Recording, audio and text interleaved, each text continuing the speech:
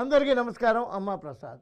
విజయ్ దళపతి ఒక చరిత్ర సృష్టించాడు, ఒక చరిత్ర తిరగరాశాడు. భారతదేశంలో మొట్టమొదటిసారిగా రాజకీయాలలోకి వచ్చి రాజకీయ అనుభవం లేకపోయినా సింగిల్ లార్జెస్ట్ పార్టీగా అఖండ విజయం సాధించాడు.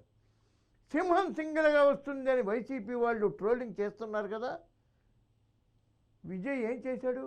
ఆటో వాడికి సీట్ ఇచ్చాడు, ఆటో డ్రైవర్కి, సొంత కారు డ్రైవర్ కొడుక్కి సీట్ ఇచ్చాడు, సోషల్ మీడియాలో పనిచేసే అమ్మాయికి సీట్ ఇచ్చాడు, అందరినీ గెలిపించాడు. మందు పంచలే, డబ్బు పంచలే, ఓటుకి 3,000 ఇయ్యలే, ఎక్కడ కలెక్షన్లు చేయలే. మిథున్ రెడ్డి లాంటి వ్యక్తి దగ్గర సీటు కావాలంటే 20 కోట్లు డిపాజిట్ చేయమని అడగలే. 20 కోట్లు చూపెడతావా, అకౌంట్లో చూపెడతావా అని అడగలే. అతను సామాన్య రాజకీయం చేశాడు. నేనున్నాను అనే దానికి సరైన అర్థం చెప్పాడు ప్రజలకి. నేనున్నా, నన్ను గెలిపించండి, ఎందరికో ఇచ్చారు అవకాశం, నాకేమన్నా అడిగాడు. ఆ అడగటంలో అర్థం ఉంది. యువకులు, మహిళలు అందరూ జేజేలు పట్టారు.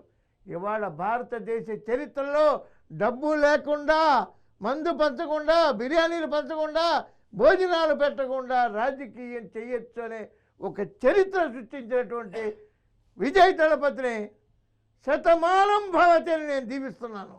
నిండు నూరేళ్ళు హ్యాపీగా ఉండాలి. రాజకీయ ఒరవడి దేశవ్యాప్తంగా మారి తీరాలి.